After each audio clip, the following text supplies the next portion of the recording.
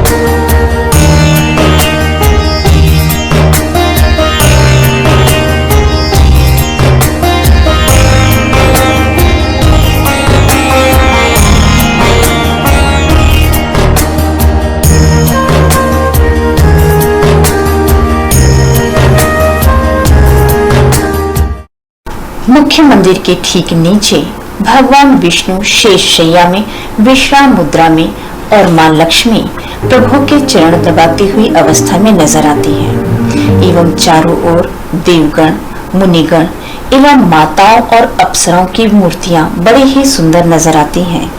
प्रभु के सागर नुमा जल स्तर पर कछुए एवं मछलियां अटखेलियां करती नजर आती हैं। मुख्य मंदिर के ठीक नीचे भगवान विष्णु शेषशैया में विश्राम मुद्रा में और मां लक्ष्मी प्रभु के चरण दबाती हुई अवस्था में नजर आती हैं एवं चारों ओर देवगण, मुनिगण एवं माताओं और अप्सराओं की मूर्तियां बड़ी ही सुंदर नजर आती हैं। प्रभु के सागर नुमा जल स्तर पर कछुए एवं मछलियां अटखेलियां करती हुई नजर आती हैं, जो सहज शीतलता प्रदान करती हैं।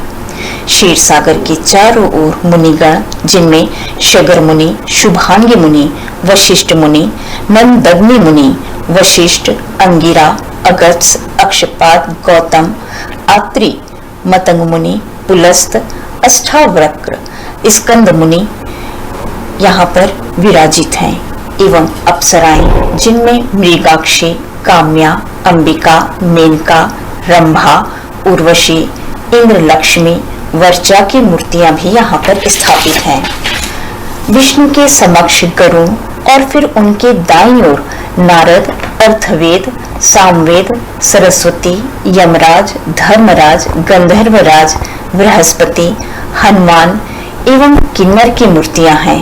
बाईं ओर कार्तिकेय, वामन देव, वराह देव, यजुर्वेद, गणेश जी, रंभा, सुखदेव, शुक्राचार्य, सूर्य वेद, यमदेव, अंगदेव एवं सिर के तरफ गंगा, जमुना, त्रिवेणी, गोदावरी, सरस्वती की मूर्तियां बनी हुई हैं।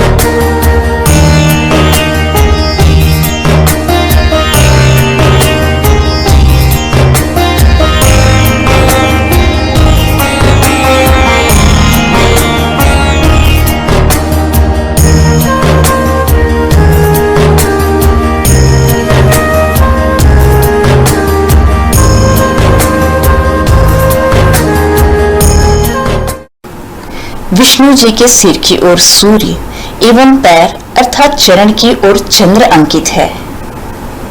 विष्णु जी की नाभि से निकली हुई ब्रह्मा जी कमल पर शोभायमान हैं, जो अति सुंदर प्रतीत होते हैं। इस वक्त हम मुख्य मंदिर के नीचे इस पर खड़े हुए हैं। यहाँ पर आप देख सकते हैं कि किस तरीके से एक तरीके से समुद्र का स्वरूप दिया गया है। इस जल स्थल को विष्णु जी विश्राम की मुद्रा में लेटे हुए हैं, मां पार लक्ष्मी उनके सेवा में रत हैं और चारों तरफ देवी देवतागण, यज्ञ मुनि सारे हाथ बांधे उनके सामने नमन मुद्रा में खड़े हुए हैं। इस मंदिर की देखरेख और यहाँ के कर्ता धर्ता रोहित चंद्राकर जी हमारे साथ है। आइए उनसे जानते हैं इस मंदिर के इतिहास और यहाँ के वातावरण के बारे में। रोहित जी, इस मंदिर के इतिहास के बारे में आप बताइए। मैडम जी, आप आए बहुत बहुत धन्यवाद। और पूछ रहे हैं, बताता हूँ। भगवान लक्ष्मी नारायण की जय। यहाँ 1961 से यहाँ विष्णु महायज्ञ 11 दिन के लिए विष्णु महायज्ञ होता है, जिसमें दूर दूर के ब्राह्मण लोग यहाँ आते हैं। 25-30 के लगभग ब्राह्मण आकर यहाँ विष्णु महायज्ञ करते हैं। मेला लगते हैं और यह क्षेत्र 10 एकड़ में फैला हुआ है। मेला के समय सभी दुकान आते हैं, सभी प्रकार के यज्ञ होते हैं, रात्रिकालीन लीला होते हैं, सभी प्रकार के यहाँ भीड़ भाड़ रहते हैं। और जो मनोकामना जो के दृष्टि से आते हैं भक्तजन, जो यहाँ कदम का झाड़ है, यहाँ फल बांधते हैं, उनके मनोकामना पूर्ण होते हैं। भगवान में भी यहाँ आते हैं, दर्शन करते हैं। यहाँ चारों प्रकार के बद्रीनाथ, केदारनाथ, रामेश्वर का ऊपर झांकी भी लगे हुए हैं। सभी प्रकार के दिग्दर्शन होते हैं। यज्ञेश्वर भगवान का दर्शन लोग करते हैं, परिक्रमा करते हैं और दिन में भागवत कथा सुनते हैं और रात में भगवान के ही दिव्य लीला का झांकी का दर्शन करते हैं। ऐसे ही आसपास से ये क्षेत्र में बहुत ही धर्म कारण्य है और यह यज्ञ विष्णु महायज्ञ जो है विश्व कल्याणार्थ निमित्त यह यज्ञ प्रारंभ किया है। तो विशेष रूप से ये जो स्थान है विष्णु यज्ञ के लिए मशहूर है जी। और यहाँ पे जब यज्ञ किया जाता है तो कोई विधि विशेष रूप से विधि विधान के तहत किया जाता है? हाँ, जैसे प्रारंभ हुआ तो अष्टग्रही योग में ही शुरुआत हुआ। जैसे अभी तक के यहाँ आसपास में अकाल नहीं पड़ रहे हैं, समय समय में पानी गिरते हैं, सब सुखाल है और यहाँ कहे मतलब कि आसपास में ऐसे कोई जगह नहीं होगा जो लगातार 63 वर्ष तक विष्णु महायज्ञ होता है। परंतु यहाँ अखंड 63 वर्ष हो गया विष्णु महायज्ञ चलते हुए और न जाने भगवान की कृपा कितना है जो शतक पार कर देंगे ऐसा लगता है। हमने सुना है कि जब से यहाँ विष्णु यज्ञ हो रहा है तब से यहाँ पर अकाल कभी नहीं हुआ, जबकि आसपास के क्षेत्र में दूर दराज के क्षेत्रों में अकाल की संभावना बनी रहती है, लेकिन विष्णु यज्ञ के कारण यहाँ अकाल आज तक नहीं पड़ा, ऐसा लोगों का मानना है। हाँ, सही बात है। यहाँ अकाल भी नहीं होता है, ये सही बात है। यहाँ सब समय सुखा, सब सुखपूर्वक यहाँ है सभी लोग और यहाँ दूर दराज से भी आदमी आते हैं संकल्प लेकर और मन निश्चित फल पाकर भी संतुष्ट होकर जाते हैं। बहुत शांत वातावरण यहाँ के बताते हैं आने जाने वाले लोग, सुन के हमको बहुत अच्छा लगता है। शंकराचार्य जी यहाँ आए थे, उन्होंने इस क्षेत्र को धर्म कारण्य क्षेत्र घोषित किया है। जी हाँ, शंकराचार्य जी आए और यहाँ धर्मराण्य क्षेत्र का स्थापना जगह का उत्थान किया, नाम बताया और यह विश्व कल्याणार्थ निमित्त यज्ञ है। और यहाँ आषाढ़ मास द्विज को जब भगवान जगन्नाथ जी का शोभा यात्रा निकलते हैं, आसपास के गांव में भ्रमण होते हैं। चैत्र नवरात्रि कुआर नवरात्रि में अखंड ज्योति रूप जहाँ भक्त लोग मन्नत मनोकामना दीप प्रज्वलित करते हैं 9 दिन के लिए, वो भी नवरात्रि यहाँ मनाए जाते हैं।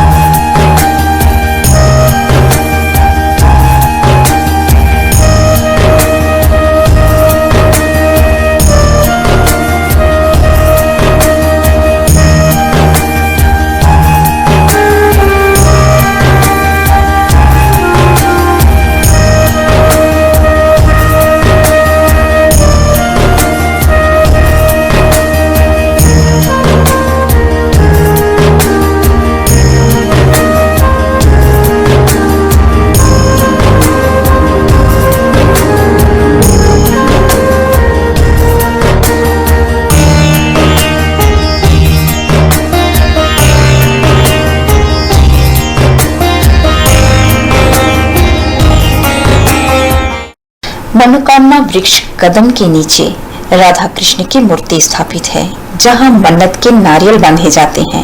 मान्यता है लाल कपड़ों में नारियल बांधने से मन्नत पूरी होती है।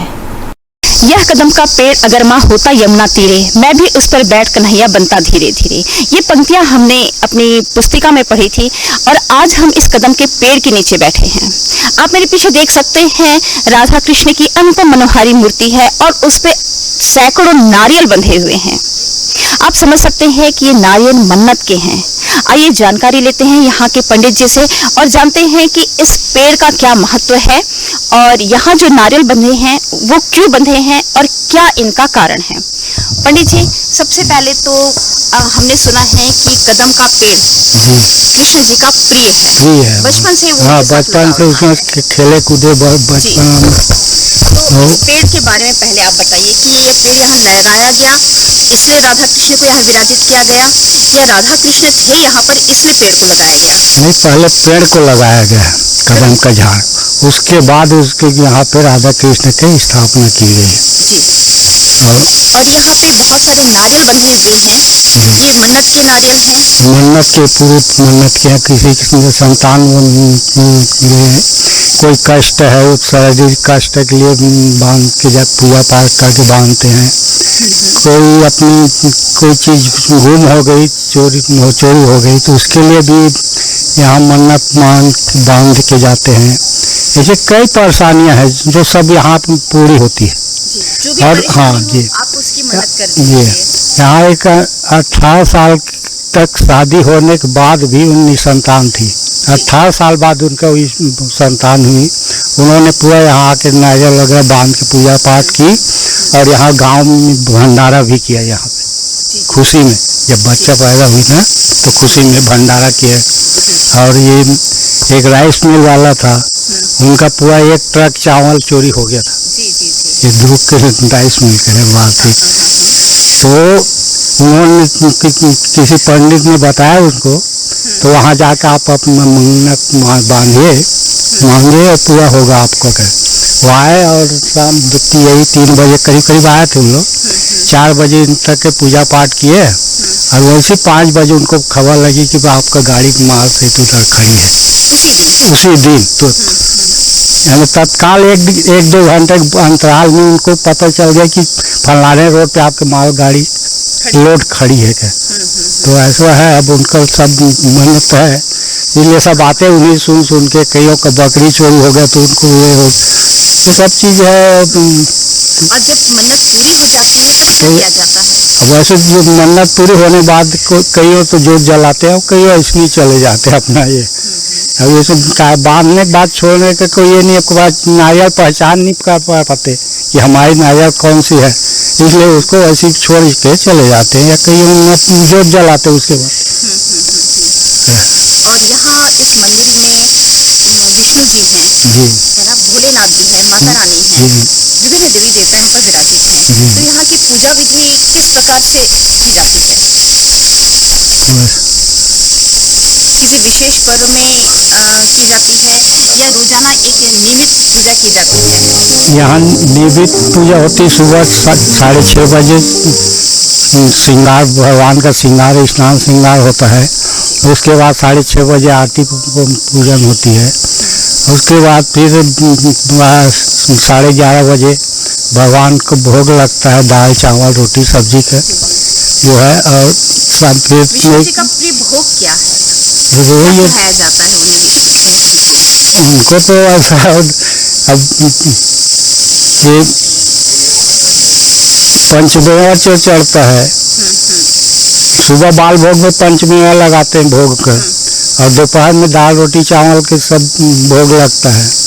और दोपहर में के बाद बंद शाम को रात्रि में दूध का इसी पर भोग लगाते हैं प्रभु। ऐसा आपने देखा कि पंडित जी ने बताया कि यहाँ भगवान जी को भोग लगाया जाता है, मन्नत के नारियल यहाँ बांधे जाते हैं। और यहाँ की सबसे एक अनूठी, अनुपम और सबसे अच्छी बात जो यहाँ देखने को मिल रही है, यहाँ पूरी प्राकृतिक छटा बिखरी हुई है। इस समय दोपहर के 2 बज रहे हैं, बाहर चचराती धूप है, लेकिन इस मंदिर प्रांगण में एक अनुपम शीतलता, छायादार होने के कारण जो सुकून का अनुभव होता है वो आप निश्चित रूप से यहाँ आने के बाद ही अनुभव कर सकते हैं।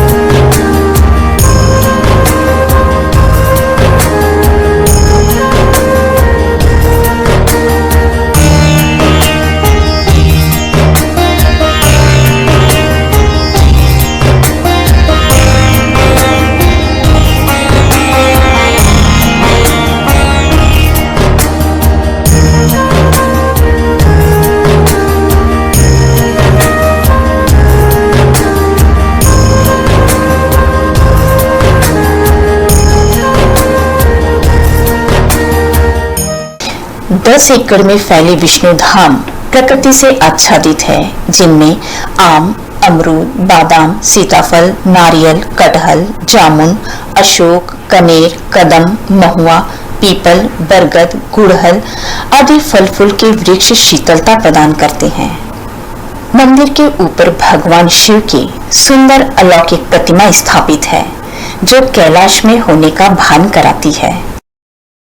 विगत 62 वर्षों से ओटेबंद बगीचा में विष्णु महायज्ञ फाल्गुनी सुदी शुक्ल पक्ष द्विज में 11 दिनों का यज्ञ कराया जाता है।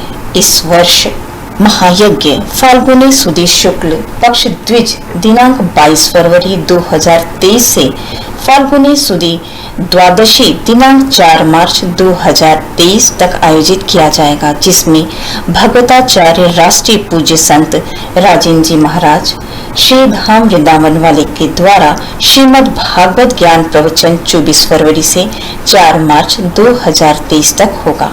इस धर्मारण्य क्षेत्र में विगत 62 वर्षों से विश्व कल्याणार्थ श्री विष्णु महायज्ञ किया जाता है, जो 11 दिनों का यज्ञ होता है। इस यज्ञ में शामिल होने नागा साधुओं के साथ साथ भक्तजन विभिन्न क्षेत्रों से उपस्थित होते हैं और अपार जन समूह यहाँ महायज्ञ में शामिल होते हैं।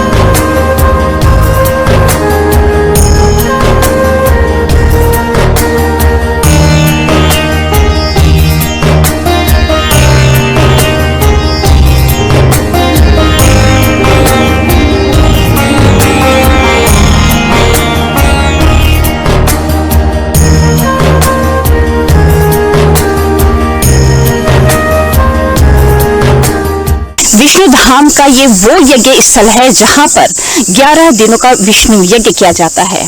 और कहा जाता है कि जब 1962 में यहाँ से यज्ञ की शुरुआत की गई थी, तब अनेक क्षेत्रों में बहुत अकाल पड़ा हुआ था और यज्ञ के पश्चात से इन क्षेत्रों में अकाल नहीं पड़ा। ये बहुत बड़ी बात है कि लोगों का आस्था, लोगों का विश्वास इस स्थान से जुड़ चुका है। और आज हम श्री दर्शन में विष्णु धाम के दर्शन किए। भोलेनाथ, भगवान विष्णु और साथ ही साथ राधा कृष्ण के मन्नत के कदम के पेड़ के नीचे हमने बांधे। इसके साथ ही श्री दर्शन ने मुझे दीजिए इजाजत। कैमरा पर्सन राज के साथ नमस्कार।